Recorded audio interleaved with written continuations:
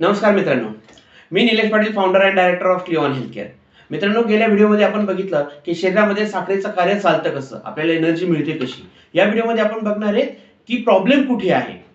जेव्हा आपण काही खातो, शरीरामध्ये ग्लुकोज जातं आणि त्याचं रूपांतर हे एनर्जीमध्ये होतं, सेल्समध्ये ग्लुकोज जातं आणि ते रूपांतर एनर्जीत होतं, हे आपण बघितलं.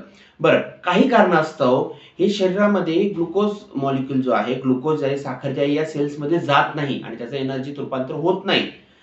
का? त्याला बरीच कारणे आहेत. त्यामध्ये आपलं त्यानंतर आपला स्ट्रेस असू शकतो, तणाव असू शकतो, वेट, वजन, त्यानंतर फॅट्स, त्यानंतर लाईफस्टाईल, जंक फूड, अशी बरीच कारणे असू शकतात, ज्याच्यामुळे हे ग्लुकोज मॉलिक्यूल जे आहे या सेल्समधून आतमध्ये जात नाही आणि त्याचं एनर्जीत रूपांतर होत नाही. बरं, परिणामी शरीराला असं वाटतं की ग्लुकोज याच्यामध्ये खूप जास्त आहे आणि मग पॅनक्रियास जे आहे ते इन्शुलिन परत सिक्रेट करतं जास्त, जेणेकरून हे ग्लुकोज मॉलिक्यूल ग्लुकोजची लेवल कमी व्हावी.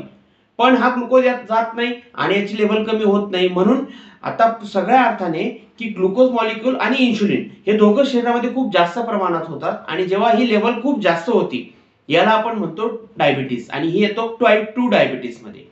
टाईप 1 डायबिटीस हा आहे की ज्याच्यामध्ये इन्शुलिन सिक्रेट होत नाही किंवा खूप कमी प्रमाणात होतं, ज्यांना इन्शुलिनचे इंजेक्शन द्यायला लागतात.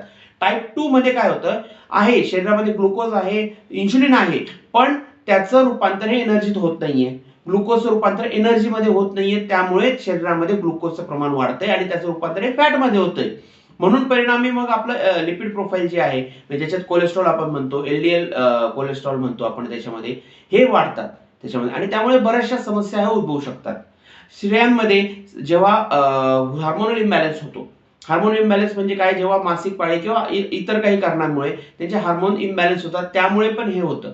याला टेक्निकल लँग्वेजमध्ये म्हणतात इन्शुलिन रेझिस्टन्स. जेव्हा ग्लुकोज मॉलिक्यूल आतमध्ये जात नाही सेल्समध्ये आणि इन्शुलिन इथं या सेल्सच्या सरफेसला जेव्हा बाइंड होऊन, म्हणजे ज्यावेळेस चिकटून ज्यावेळेस ग्लुकोज मॉलिक्यूलला आतमध्ये येण्यास मदत करतो, ते त्याचं कार्य व्यवस्थित होत नाही, याला म्हणतात इन्शुलिन रेझिस्टन्स. परिणामी याचा परिणाम हा टाईप 2 डायबिटीस मध्ये होतो. आज या व्हिडिओमध्ये आपण बघितलं की टाईप 2 डायबिटीस हा काय प्रॉब्लेम आहे. बरं, याला टॅकल कसं करायचं किंवा याचं काय सोल्युशन आहे किंवा याला मेजर कसं करायचं, हे आपण पुढच्या व्हिडिओमध्ये बघू. तोपर्यंत